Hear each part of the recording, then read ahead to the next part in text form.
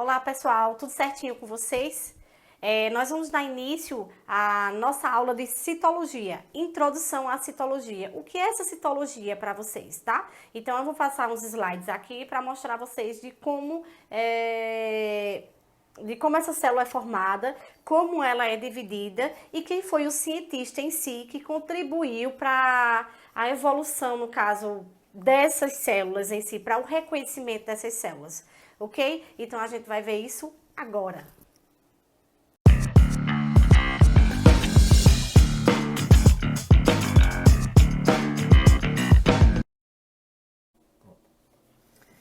Células. A gente vai ver um pouquinho sobre a introdução à citologia, que no caso, gente, a citologia é o estudo das células, tá? O cientista que contribuiu muito para a descoberta das células foi Robert Hooke. Ele trabalhou com um microscópio composto em 1665 e esse microscópio era formado por um tubo e duas lentes, tá? Esse tubo aí, no caso com essas duas lentes, era um microscópio mais simples, não era tão aperfeiçoado não.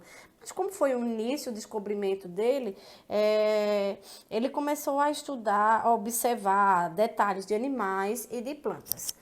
Daí ele teve a curiosidade em estudar a cortiça da árvore. Essa cortiça da árvore é justamente a parte morta, certo? E no caso, essa parte morta da planta, tá? No caso, ele retira aquela cascazinha que existe no tronco, tá? E dali ele estudou aquela partezinha que é chamada de cortiça. E ele observou, através do microscópio, que essa cortiça em si, ela tinha espaços vazios, onde espaços vazios foi chamado de célula, que quer dizer célula, tá? Então foi desse momento que ele descobriu a célula em si, certo? Através da parte morta, no caso do tronco de árvores, certo? Que ele estudou pelo esse microscópio. Lembrando que esse microscópio de Robert Hooke era um microscópio bem simples, tá? Formado apenas por duas lentes. Com o avanço desse microscópio, descobriu o núcleo, tá? Tiveram várias experiências e daí ele observou que toda célula, ela tinha núcleo, que nós vamos ver mais na frente o que é cada um deles. Daí veio a teoria celular. O que é essa teoria celular? Gente, todo ser vivo, ele é formado por células, sejam eles unicelulares ou pluricelulares. Eles podem ser formados por uma única célula, exemplo, as bactérias, como por milhares de células, como exemplo, os seres vivos, como os animais, os vegetais e os seres humanos, tá? Mas temos uma exceção aí nessa teoria celular, que é justamente o vírus. O vírus, ele na realidade, ele não é considerado um ser vivo, que até então não tem provado, né? Mas ele é acelular, ele não tem célula, mas ele não tem esse metabolismo próprio, ele precisa de um outro indivíduo, certo? Na realidade, de uma célula para que ela possa se reproduzir. Então, o vírus é o único, na realidade, ser vivo, né, e não vivo, que eu posso dizer, que até então não tenho alguma afirmação sobre eles, que não possui célula, certo? Que são acelulares. Mas a célula, pessoal, é a menor unidade da vida. Ela é minúscula, começou por ela, né? A formação das células, com o passar do tempo, a evolução, né? Isso, a célula virou um ser, né? Isso, então, aí foi célula, organismo, até chegar a um órgão, quer dizer, organismo, tá bom? Para formar um ser vivo. Uma célula, ela surge de outra célula. É o tipo da teoria da biogênese, né? Que um ser surge de outro ser e não da matéria morta, no caso, quer dizer, da matéria bruta, tá certo? Então, a célula surge de outra célula. Então, o que aconteceu? Os cientistas também descobriram que a célula ela continha um líquido no interior dela. E esse líquido era chamado de citoplasma, que nós vamos ver aqui, ó. Aqui tem um exemplo, tá? Vamos ver aqui nesse exemplo. Nós temos a membrana plasmática, que é uma célula, tá, pessoal? Aqui é uma célula. Essa célula possui a membrana plasmática, cuja função na membrana plasmática em si é o controle de substâncias que entram e saem dentro dessa célula, tá? Temos essa parte aqui que é chamada de citoplasma, que é a parte líquida da célula. Nesse caso, o citoplasma é formado por um líquido gelatinoso, tá? Que esse líquido, ele tem a função de separar as organelas para que elas não fiquem misturadas aqui, né? Juntas na célula e terminem perdendo suas funções.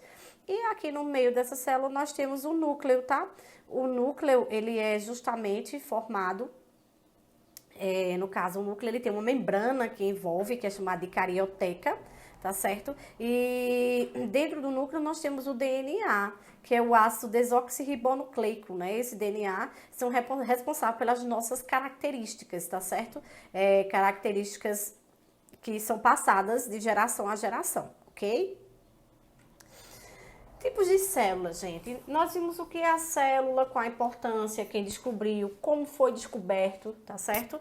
E quais são os tipos de célula? Nós temos dois tipos de células, as células eucariontes e as células procariontes, tá?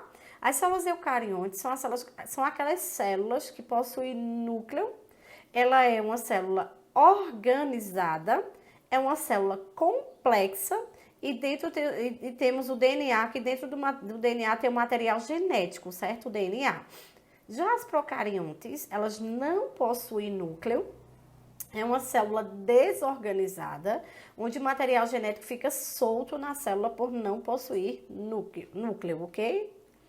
Aí vamos ver aqui um exemplo de uma célula eucariótica animal. Aqui nós temos aqui, ó, vejam, de que ela é formada, né? Nós temos aqui, como eu falei para vocês, né?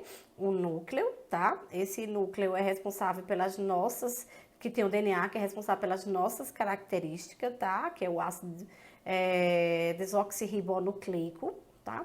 Nós temos essa membrana plasmática que eu falei anteriormente, que é justamente responsável pela troca de substâncias, né? Tudo que entra e sai na célula é controlado pela essa membrana plasmática. E temos aqui, pessoal, o citoplasma, né? Esse citoplasma é justamente o líquido gelatinoso que tem a função de separar aqui, ó, essas organelas que vocês estão vendo aqui, ó, na imagem. Essas organelas, para que elas não fiquem muito próximas umas das outras e terminem perdendo suas funções, tá? Essa célula eucarionte animal, ela tem as mitocôndrias, que são responsáveis pela nossa respiração, que no capítulo mais na frente nós vamos falar sobre a importância de cada uma delas, mas até então temos essa mitocôndria, que é responsável pela nossa respiração. Temos os ribossomos em si, que é responsável pela síntese de proteínas, tá? Temos o aparelho de Golgi também, ela sintetiza, ok? E o retículo endoplasmático também, que tem o liso e o rugoso, que nós vamos ver mais na frente qual a importância no próximo capítulo de cada uma delas. Mas veja quais são as organelas que compõem uma célula animal, tá? Em seguida, nós temos aí a célula vegetal, certo? O que difere uma célula animal para uma vegetal é justamente aqui, pessoal, ó, o vacúolo. Tá certo? O que seria esse vacúolo? É justamente o líquido, deixa eu mostrar aqui para vocês na imagem, certo?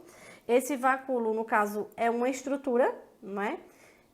Que é uma bolsa membranosa, ela é preenchida por uma solução aquosa, cuja função principal é regular o equilíbrio de água no interior do citoplasma, tá certo?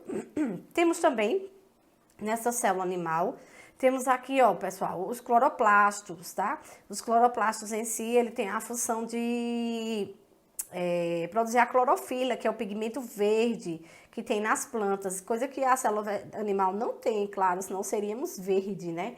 Então, na realidade, o que difere uma célula animal de uma vegetal é porque na vegetal nós temos uma grande concentração de vacúolo e também temos os cloroplastos, né, que é a clorofila em si, que é o pigmento que dá a cor verde à planta, tá? Em seguida, aqui nós temos a célula procarionte, certo? O que seriam essa célula procarionte? A eucarionte é uma célula que é uma célula organizada, possui núcleo, a carioteca, que é a membrana que envolve o núcleo.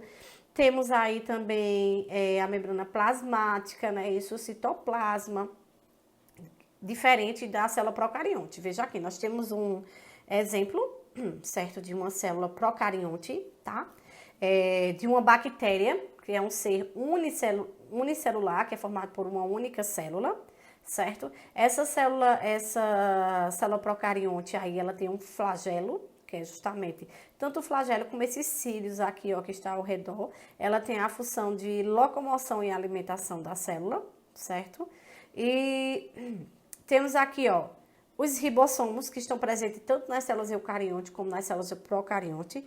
Esses ribossomos, ele tem a função de sintetizar também as proteínas, tanto na célula eucarionte como na procarionte, tá? Temos, além dessa membrana plasmática, que ela também tem a mesma função que tem na eucarionte, que é controle de substâncias que entram e saem da célula, tá? Ela vai ter uma parede celular, que deixa a célula mais resistente, tá certo? Essa parede celular. E vocês perceberam aqui, ó, o DNA, ele está solto na célula, tá certo? Ele fica solto na célula. Como ele é uma célula desorganizada e não tem núcleo, não temos como organizar o DNA aqui dentro, gente, dentro de um núcleo, tá? Se ela não tem núcleo, ela também não vai ter essa carioteca.